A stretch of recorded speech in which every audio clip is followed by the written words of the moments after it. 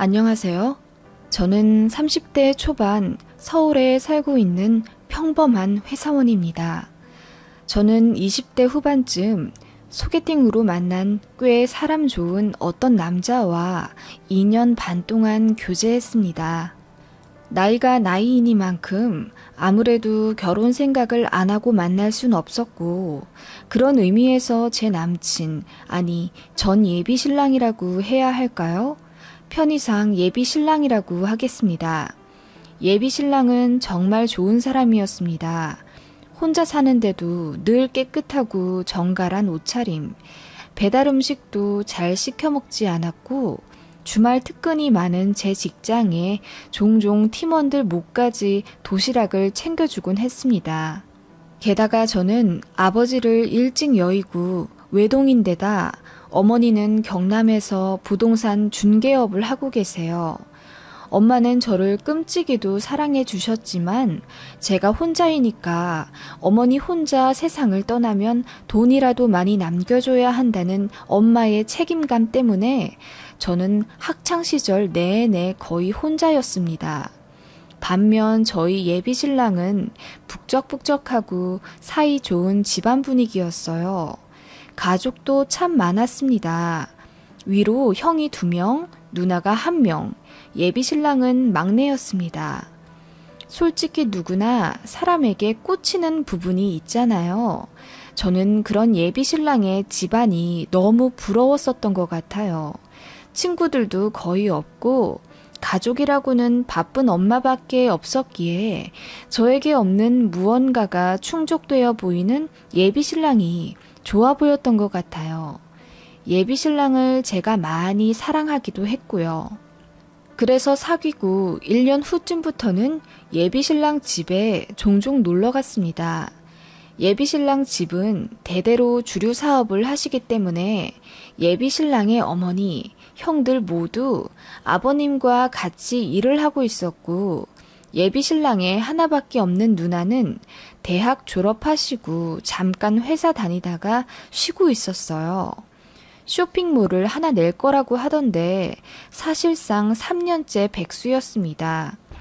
예비 신랑 집은 경기도 가평 쪽이었고 드라이브 겸 남양주 쪽에 자주 갈 때 종종 가평까지 찍고 오곤 했습니다. 그렇게 예비 신랑네 가족들이랑 안면을 트게 되었고 결혼 얘기가 나온 이후에도 자연스럽게 소통하게 되었어요.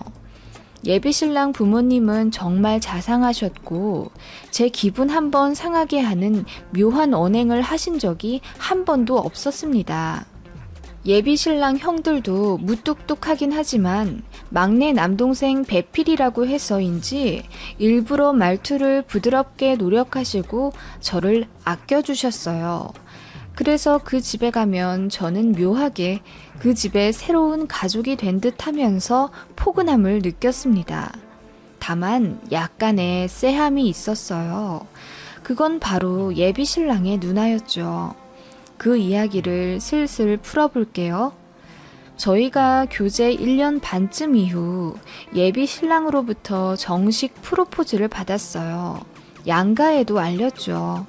결혼하겠다고 말씀드렸습니다.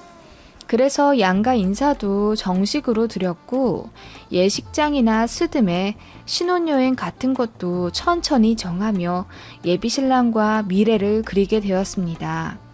상견례 전이긴 했지만 양가 인사를 모두 드렸고 결혼 날도 어느 계절에 하겠다 정도로 픽스되었기 때문에 저희는 사실상 예비 신랑, 예비 신부가 되었죠. 지금으로부터 반년 전쯤 예비 신랑의 누나, 그러니까 예비 시누이가 저에게 전화를 하더라고요. 여보세요?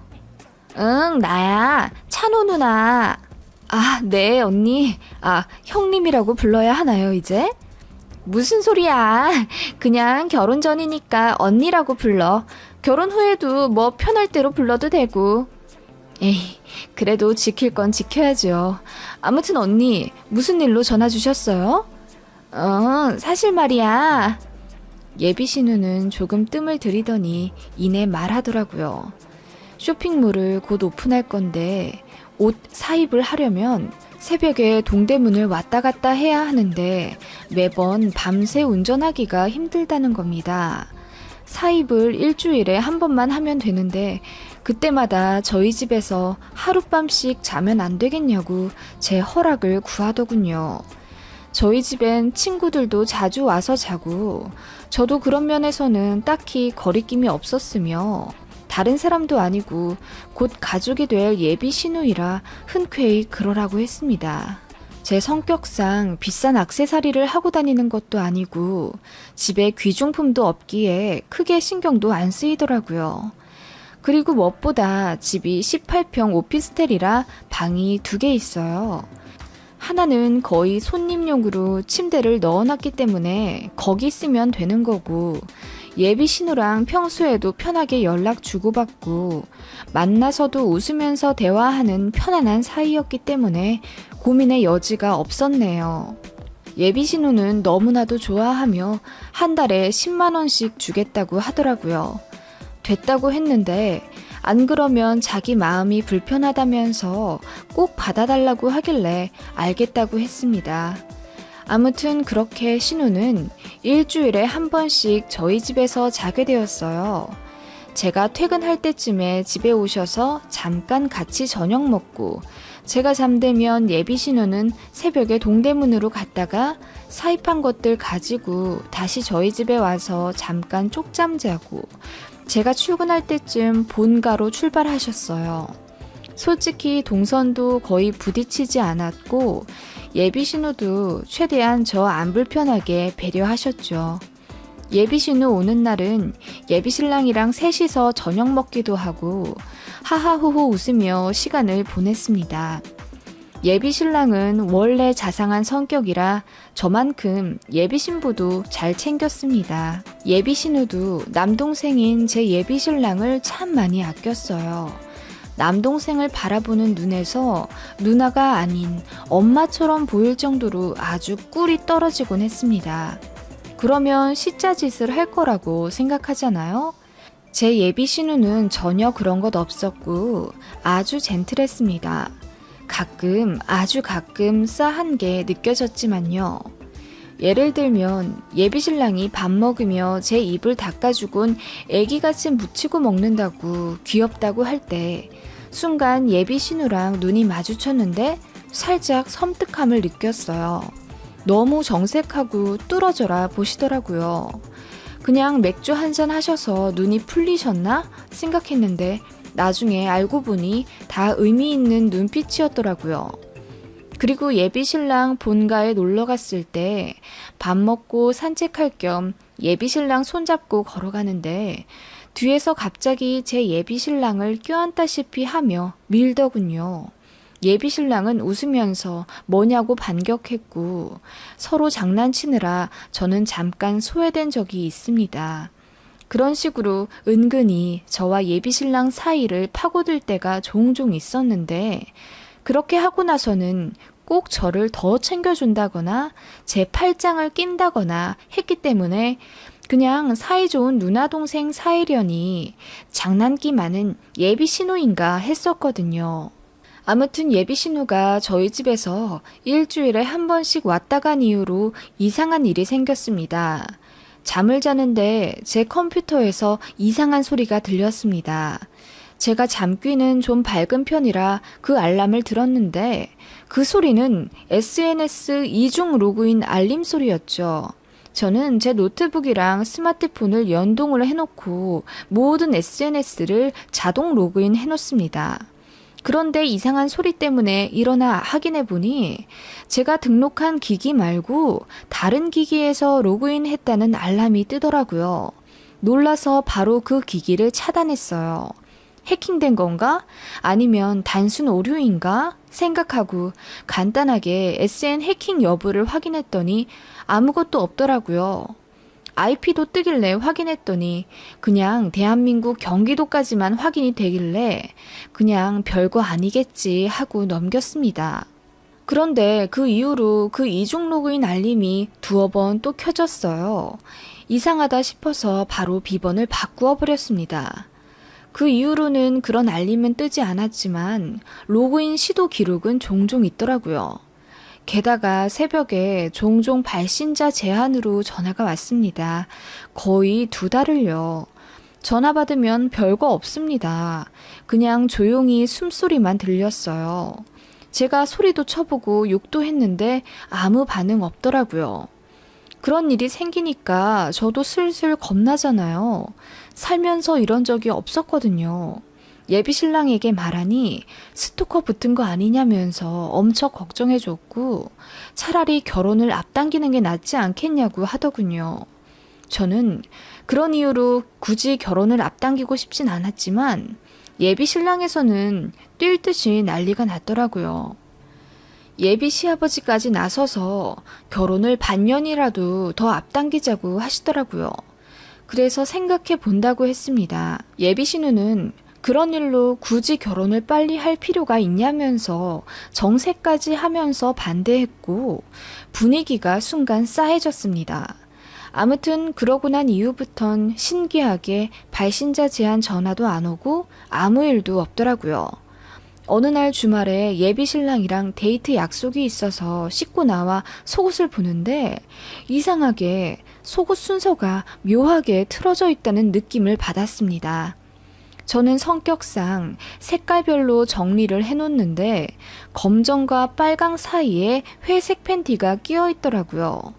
그렇게 정리할 리가 없는데 말이죠. 이상하다 싶었고 누군가 분명 손을 댔다고 생각했습니다. 저희 집에 드나드는 사람은 예비 신우 한 명뿐이기에 제일 의심스럽더라고요. 대놓고 그쪽이 뒤졌다고 하기엔 증거가 없으니 그냥 조심스럽게 카톡으로 얘기했습니다. 일주일에 한 번씩 집에 오는데 속옷 여분을 두고 다니냐고. 없으면 내 거 쓰셔도 된다. 다만 말은 먼저 하셔라. 이모티콘까지 섞어가며 좋게 말했는데 예비 신우가 답장으로 자기는 절대 남의 옷장 안 만진다. 남의 속옷도 안 입으니 후이는 고맙게 생각한다. 신경 쓰지 말라고 답장이 왔습니다. 그 카톡을 받으니 더욱 의문이 가득해지더군요. 그렇다면 제 옷장은 누가 만진 걸까 싶었고 그동안 발신 제한 번호며 이중 로그인 알림이며 이상했던 것들이 엮여지며 걱정이 들더군요. 3개월 정도 그렇게 이상한 일들이 생겼고 저는 주기적으로 현관 비밀번호도 바꾸었고 제 차 블랙박스도 열심히 확인했지만 별다른 단서는 얻지 못했습니다. 그러던 어느 날 제 문 앞에 이상한 택배가 하나 와 있었어요. 저는 웬만한 택배는 다 회사 사무실로 받고 있고 집에서 받는 건 휴지나 생수 같은 생필품인데 그런 택배가 제 집 앞에 와 있으니 당연히 제 물건이 아니라고 생각했습니다. 그런데 자세히 보니 택배 운송장도 아니었고 그냥 A4 용지에 출력한 거였더라고요. 소름 돋는 건 제 집 주소와 전화번호, 제 이름 정확하게 써져서 제 앞으로 온 거였더라고요. 너무 놀랐지만 일단 보자 싶어서 열어봤습니다. 그랬더니 안에 남자 속옷이 있더라고요. 깜짝 놀라서 소리를 지르며 뒤로 나뒹굴었습니다. 바로 경찰에 신고를 했는데 경찰서에서 2분 오시더니 오피스텔 CCTV 확인하고 오시더라고요. 그랬더니 어떤 사람이 집 앞에 놓고 가긴 했는데 얼굴도 안 나왔고 장갑 끼고 있어서 지문도 채취가 안 될 거라고 보아하니 쓰던 팬티도 아니고 새 팬티인데 누가 선물한 거 아니겠냐며 저보고 그냥 한 번만 넘기라더군요. 이런 일로 CCTV 동선까지 확인하려면 인력이 너무 낭비된다면서 아무 일도 벌어진 게 아니고 이 정도면 추적 보류해야 한다면서 순찰을 더 강화하겠다는 말만 하고 더 해줄 수 있는 일이 없다며 돌아가더군요. 너무 황당했어요. 예비 신랑이 급하게 달려와서 그 자리에서 택배 버리고 저를 위로해 주었습니다. 그러면서 예비 신랑이 집에 들어와서 같이 살겠다고 하길래 결혼까지는 시간이 좀 남았지만 그렇다고 예비 신랑이랑 벌써 같이 살고 싶진 않았고 정말 고민이 많이 되더군요. 일단 생각해 본다고 했고 그 다음날 예비 신우가 집에 왔어요. 제 얘기를 듣고 처음에 걱정하더니 혹시 다른 남자가 정리 안 된 건 아니냐고 조심스레 묻더군요. 어머 언니 무슨 말씀이세요? 저 찬호 만나기 전에 1년 동안 솔로였고 찬호 만나면서도 일편단심이었어요. 저 그런 사람 아니에요. 제가 정색하며 대답하자 예비 신우가 웃으면서 그냥 한 말이라고 하는데 저는 기분이 상할 대로 상했습니다. 가뜩이나 이상한 일에 심적으로 힘든데 예비 신우까지 저를 양다리 취급하니까요. 제가 입이 대빨 나온 상태로 서운하다고 했고 예비 신랑이 당분간 저희 집에서 살 수도 있다고 하니 예비 신우가 길길이 날뛰며 반대하더라고요. 결혼 전부터 동거를 하면 어떻게 하냐면서 동거를 그렇게 쉽게 생각하냐고 전에 못 보던 표정으로 정색하며 저를 나무라더군요. 저는 동거는 해본 적도 없고 지금 예비 신랑이랑은 결혼도 앞두고 있고 지금 상황이 거의 반년째 이상한 일이 일어나고 있는데 저희 좋자고 동거하는 게 아니지 않냐고 하니 우물쭈물하면서 그래도 결혼 전 동거는 절대 안 된다고 못 박더군요. 그때부터였습니다. 예비 신우랑 저랑 사이가 틀어진 게요. 그날 이후부터 예비 신우도 일주일에 한 번씩 밤을 새더라도 저희 집엔 안 오더라고요. 솔직히 마음이 안 불편한 건 아니었지만 저도 기분이 상했기에 달래드릴 생각은 없었습니다. 예비 신랑은 중간에서 사이 회복한다고 동분서주했고요. 저는 마침 그때 30평 아파트에서 혼자 사는 친구가 제 사정 듣고는 같이 살자고 콜해서 간단하게 짐 챙기고 그 친구 집에서 머물게 되었어요. 예비 신랑과의 결혼 얘기는 점점 무르익었고 예비 시댁에서 저희 신혼집 해주신다고 갖고 계신 부동산 하나 처분하실 거라고 하시기에 감사 인사 겸 한우 세트 사가지고 저녁을 먹으러 갔습니다. 분위기 좋았는데 예비 신우만 뚱한 표정으로 구석에 계시더군요. 제가 먼저 말을 걸었습니다. 그날 서로 오해가 있고 저도 예민한 상태라 말 받아쳐서 기분이 나쁘신 것 같은데 이제 풀었으면 좋겠다고 이야기하니까 예비 신우가 헛웃음을 치며 큰 소리로 말하더군요. 내가 그 택배 하나만 가지고 다른 남자 있냐고 한 게 아니었어. 그 말을 듣고 분위기가 순식간에 싸해졌고 저는 놀라서 그게 무슨 말씀이냐고 여쭈었어요. 아니, 밤마다 다른 남자랑 통화하던데 찬호 넌 알고 있었니? 네? 제가 밤마다 통화를요? 나 동대문 나가기 전에 채비하다 보면 방문 닫아도 통화 소리 다 들려. 내가 모를 줄 알았지? 이게 무슨 어이없는 소리인가요? 너무 황당해서 말도 제대로 안 나오더군요. 예비 신랑한테 절대 아니라고 손살에 치며 스마트폰까지 식탁 앞으로 내밀었습니다. 저 너무 억울하다고 지금 무슨 소리 하시는 거냐고 따졌습니다. 예비 신우는 그렇게 책임지지도 못할 엄청난 말을 해버리곤 자리를 떠버리더군요. 저는 너무 억울해서 눈물까지 나왔습니다.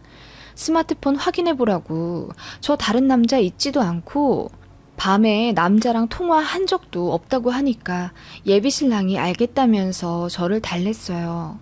그렇게 순식간에 이상해져 버린 분위기가 되었고 저는 뛰쳐나와 예비 신우를 찾았습니다.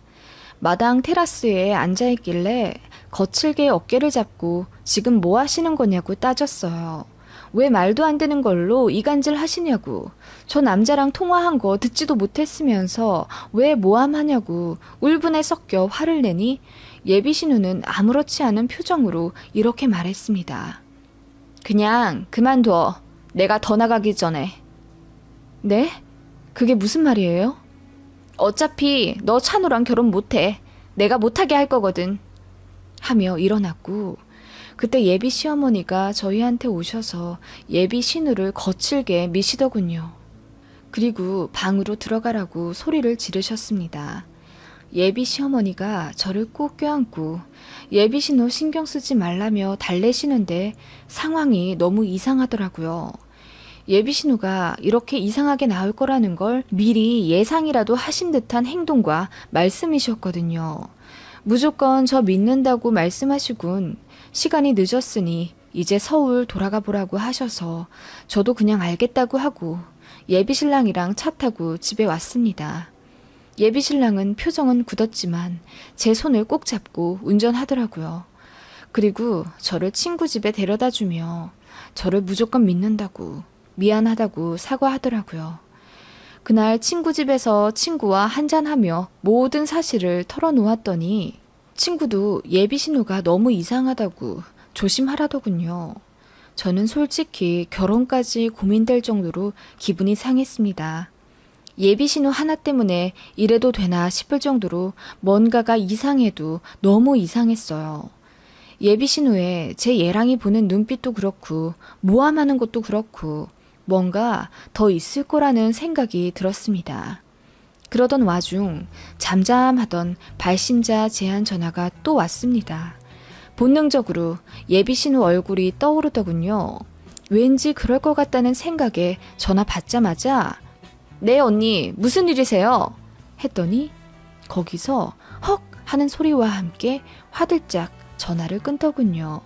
그 소리는 여자 목소리였습니다. 제가 소리를 질러도 쌍욕을 쳐도 묵묵부답이던 그 전화였는데 언니라는 제 말 한마디에 화들짝 놀라며 전화를 끊다니요. 예비 신우라고 거의 단정지었습니다. 예비 신랑에게 말할까 고민하다가 말하지 않았어요. 너무 머리가 아파서 그냥 아무 생각하고 싶지 않더군요. 파혼을 하자니 너무 황당한 이유 같고 그렇다고 아무렇지 않게 결혼을 계속 진행할 수는 없는 노릇이었고요. 회사 휴가를 내고 엄마 집에 왔습니다. 엄마한테 모든 사실을 털어놓았더니 여자의 직감은 중요하다면서 결혼이 진행되고 있다는 이유로 멈춰서는 걸 두려워하지 말라고 하셨습니다. 요즘 세상에 이혼도 흔한데 그깟 파혼이 대수냐 하시며 뭔가 깔끔한 느낌이 들지 않으면 그냥 결혼 무르라고 제 편을 들어주셨어요. 그런 엄마 옆에 있으니 마음도 안정되었고 저도 뭔가 생각이 정리되더군요. 예비 신랑은 일단 잘못이 없으니 결혼을 조금 미루며 천천히 생각해 보기로 했습니다. 예비 시댁에서 처분하신다는 부동산 생각이 났고 그 얘기를 어머니께 말씀드리니 신혼집은 엄마도 하나 해줄 수 있으니 걱정 말라고 일단 예비 시댁에 말해서 부동산 처분하신다는 거 말리라고 하시더군요. 그래서 전화로 예비 신랑에게 말했습니다. 이런 이유들로 결혼을 조금 더 생각해 보고 싶다. 너랑 헤어지려고 하는 건 아니다. 더 만나보고 천천히 진행하자. 아버님 어머님 건물 정리하신다는 거 보류하셔도 된다. 말리라고 했더니 예비 신랑이 저랑 헤어질까봐 겁이 났는지 그 야밤에 4시간을 운전해서 저희 엄마 집으로 오더군요. 제 손을 잡고 미안하다고 울고 정 뭐하면 예비 신우랑 인연도 끊겠다고 하더군요. 제가 왜 그렇게까지 하냐고 했더니 그냥 대답 안 하고 고개를 숙이더군요. 그렇게 엄마 집에서 좀 쉬고 집에 올라왔습니다. 제 오피스텔 관리실에 볼 일이 생겨서 제 집에 들렀는데 이상하게 현관부터 쎄한 느낌이 있었어요. 조심스럽게 집에 들어가니 뭔가가 바뀐 듯한 느낌이 들더라고요. 책장에 책이 좀 너저분하게 꽂혀있는 느낌도 있었고 제가 정리해둔 대로 집안 물건이 놓여져 있지도 않았습니다. 이게 뭔가 하면서 집안을 천천히 살펴보다가 저는 경악을 하며 소리를 지르고 말았습니다. 소파 근처에 있는 탁자 옆에 무언가가 붙어 있었습니다. 소파 근처에 있는 탁자 옆에 무언가가 붙어 있었습니다. 처음엔 웬 바퀴벌레인가 하며 놀랐는데 자세히 보니 엄지 손톱만한 기계이길래 뭔가 했더니 도청장치더라고요. 보자마자 소리를 질렀고 바로 경찰에 신고했습니다. 제 신고가 접수되자마자 그제서야 그 전에 있었던 남자 팬티 택배 사건도 재조사해 주셨고 인원 확보에서 그동안 발신자 제안으로 전화왔던 것들이며 해킹 시도며 전부 제대로 조사해 주시더군요. 그렇게 2주 정도 시간이 흘렀고 충격적인 결과를 경찰로부터 들었습니다. 범인이 잡혔는데 바로 그건 제 예비 신호였습니다.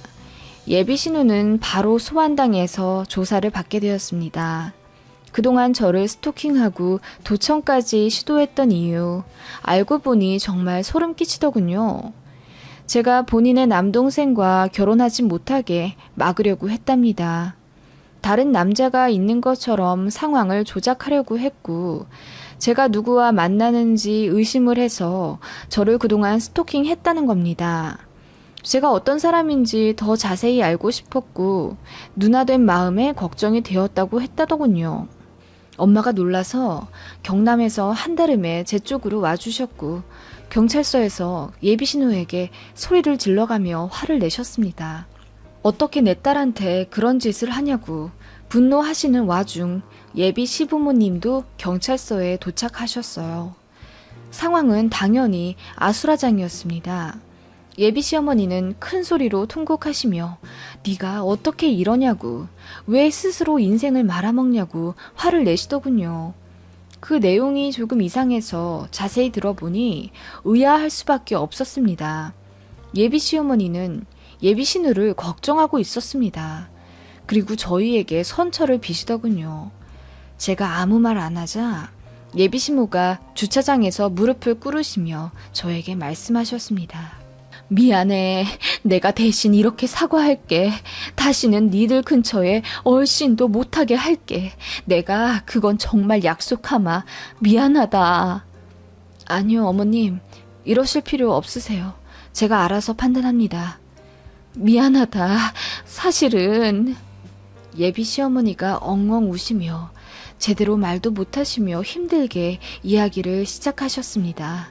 저는 그 이야기를 듣고 소름이 돋아서 제대로 서 있을 수도 없었습니다. 알고 보니 제 예비 신랑은 입양된 아들이었답니다.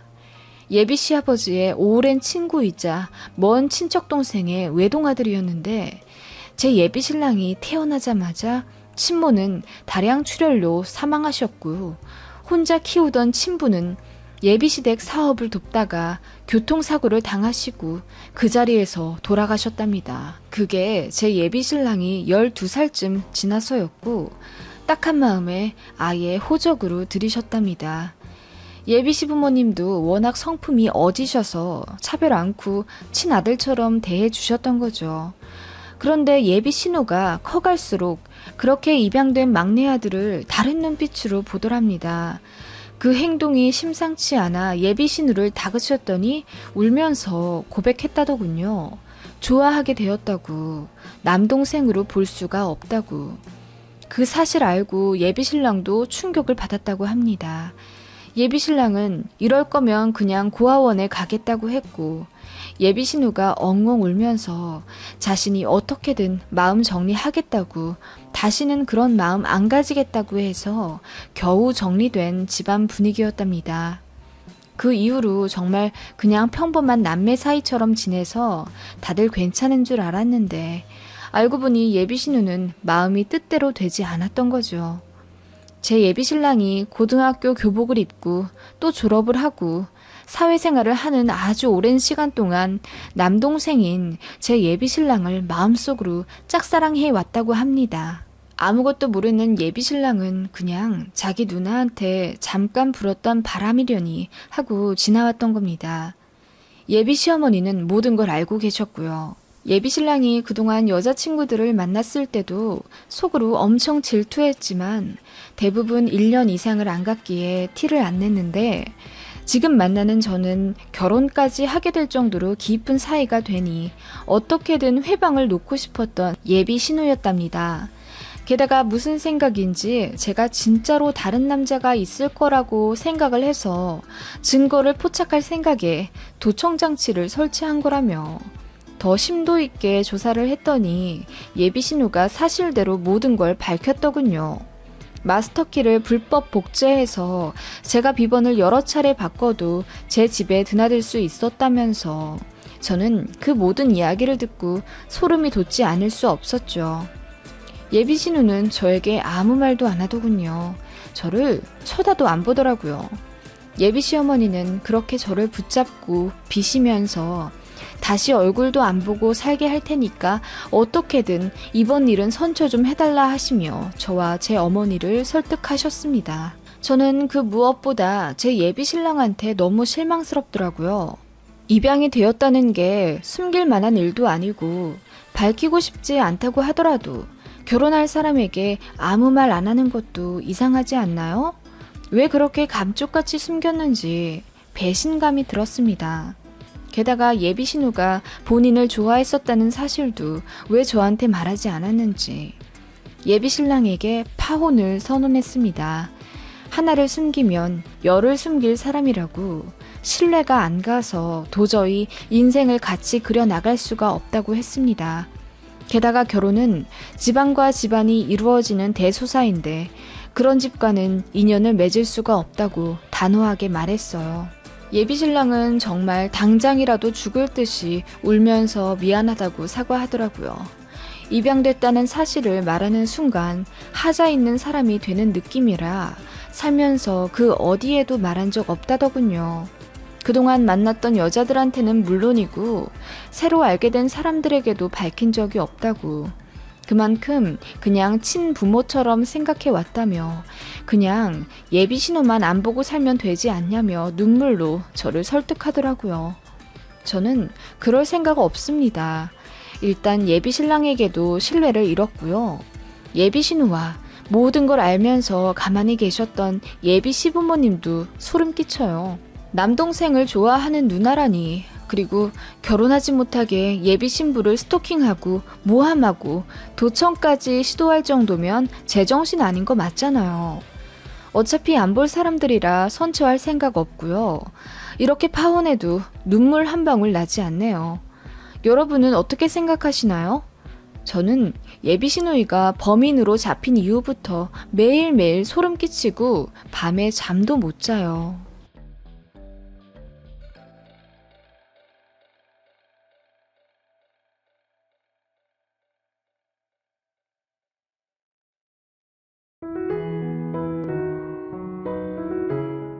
안녕하세요.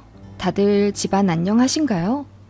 저희 집은 언니 부부 때문에 안녕하지 못했지만 부모님의 참교육으로 이제야 겨우 안정을 찾았습니다. 저희 언니는 2년 전에 결혼했었고 반년 전에 이혼했습니다. 네, 아이 낳고 아이가 돌도 안 됐는데 형부와 이혼했네요. 언니는 중견기업 다니고 있고 연봉은 꽤 높지만 밤낮 없이 일하고 주말에도 자주 출근했습니다. 형부와는 연애 때도 둘이 성격이 너무 안 맞아 매일 싸우고 헤어짐도 여러 번 반복했었는데 그럼에도 불구하고 결국 결혼까지 한다고 하더군요. 저희 부모님도 그렇고 형부의 부모님, 그러니까 사돈 어르신분들도 그렇게 반대를 했었는데 둘이 죽고 못 산다며 결혼 허락해 주지 않으면 그냥 다른 나라에 이민 가버리겠다는 둥 연을 끊을 것처럼 나와서 양가 부모님들이 기겁하고 급하게 허락했네요. 그렇게 불같이 연애하고 불같이 결혼하더니 결국 연락에 싸우고 돌도 안 된 조카 남기고 그렇게 갑자기 이혼을 했습니다. 둘은 참 싸우기도 많이 했어요. 어느 날은 새벽 2시에 저희 부모님 주무시고 계실 때 영상통화를 걸었다네요. 저희 부모님도 이 새벽에 영상통화가 오다니 큰일이라도 난 줄 알고 허겁지겁 일어나 무슨 일이냐고 했는데 언니네 부부가 영상통화 켜놓고 싸웠다네요. 자기들 중에 누구 말이 맞는지 궁금하다며 그 새벽에 연로하신 부모님들 잠 깨워 영상통화로 싸운 거예요. 그 얘기 듣고 저는 기함을 했고 저희 부모님도 엄청 혼냈습니다. 싸우든 이혼하든 니들 맘대로 하고 다신 이렇게 경우 없는 짓 하지 말라고 했더니 그 다음부터 전화는 안 오는데 그래도 지긋지긋하게 싸웠다네요. 싸울 때마다 이혼 얘기를 해서 솔직히 진짜 이혼하게 될 줄은 몰랐습니다. 저희 언니 성격도 굉장히 불같고요. 형부도 만만치 않습니다. 솔직히 둘이 그렇게 싸우면서도 왜 그렇게 다시 붙는지, 한 남자친구와 오랫동안 조용하게 사귀고 있는 저로서는 도저히 이해가 가지 않더군요. 저희 언니도 예쁘고 형부도 한 번 보면 절대 잊혀지지 않을 정도의 외모를 소유하고 있어요. 둘 다 이쁘고 잘생기고 둘 다 성격이 폭탄이라 그런지 잘 맞는 거였을까요? 아무튼 둘이 의견도 진짜 안 맞고 이래저래 상극입니다.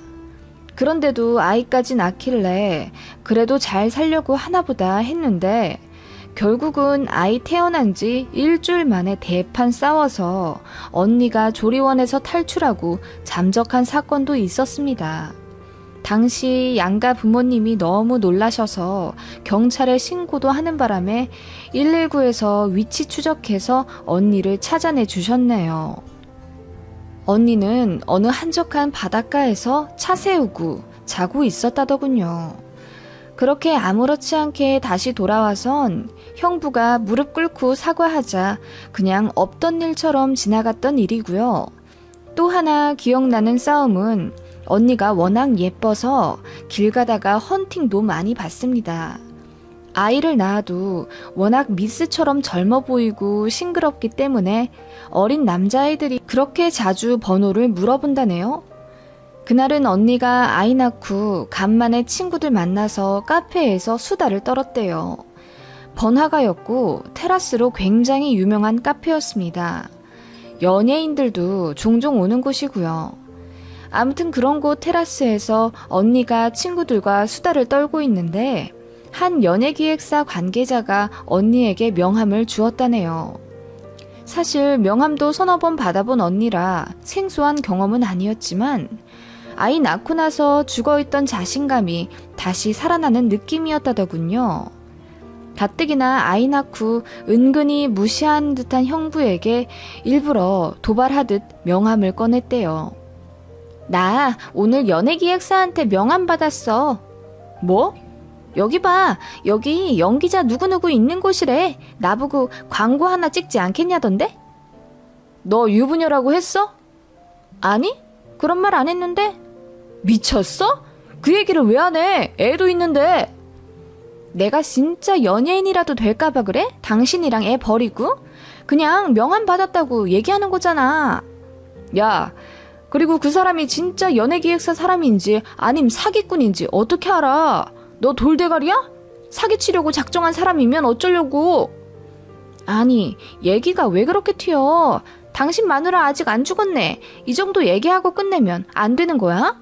그렇게 둘이 옥신각신 다투게 되었고 질투인지 뭔지 기분이 상한 형부는 그대로 그 기획사에 적힌 전화번호로 전화를 걸었답니다. 그리고 다짜고짜 각종 심한 욕과 인신공격을 퍼부었다네요. 거의 10분가량을요. 화풀이였겠죠. 그래서 어떻게 되었냐고요? 형부는 고소당했습니다. 합의금 200만 원에 겨우 마무리되었네요. 아무튼 그런 일이 있었습니다. 두 사람의 욱하는 성격은 그렇게 아이를 낳고도 사그러들지 못했고요. 결국 참다 못한 형부가 이혼을 먼저 요구했습니다. 아이도 안 데려간대요. 언니 보고 키우라며 형부가 그대로 집을 나갔습니다. 언니도 홧김에 바로 합의 이혼을 해버렸습니다. 친정에 상해도 일절하지 않았고요. 서류도 3달 만에 신속하게 정리되었고 정말로 하루아침에 남남이 되어버렸네요. 유예기간이 있잖아요. 그동안 저희 부모님이 전화를 해서 설득해도 소용이 없었어요.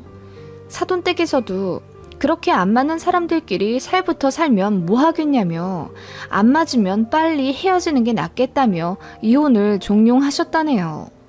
그렇게 돌도 안 된 아이를 두고 둘은 헤어졌어요. 솔직히 조카만 불쌍하더라고요. 아직 말도 못하고 제대로 걷지도 못하는데 어떻게 저렇게 철딱선이 없는 부모를 만났는지. 문제는 언니가 회사에 다닌다고 했잖아요. 너무 바빠요. 그렇다 보니 아이 키울 시간도 안 되고 여력도 안 됩니다. 애는 꽤 잘 보긴 하는데 영 시간이 안 나요. 휴가에 자유롭지도 않고 언니가 꽤 책임자 위치에 있기 때문에 시간이 너무 안 납니다. 그렇다고 해서 퇴사하자니 모아둔 돈이 어느 정도 있다고 해도 재취업이 좋은 조건에 바로 될 리도 만무하고, 그렇게 언니는 부모님께 SOS를 쳤습니다. 당장 아이를 못 키우겠으니 집에 좀 데려가겠다는 겁니다. 본가에 유아 매트도 한 장 안 깔려 있고 아이한테 위험한 것들 천지인데 집 정리가 되기도 전에 아이를 그냥 본가에 덜렁 데려다 놓고 자기는 다음날 새벽에 출근해야 한다며 급하게 가버렸다더군요.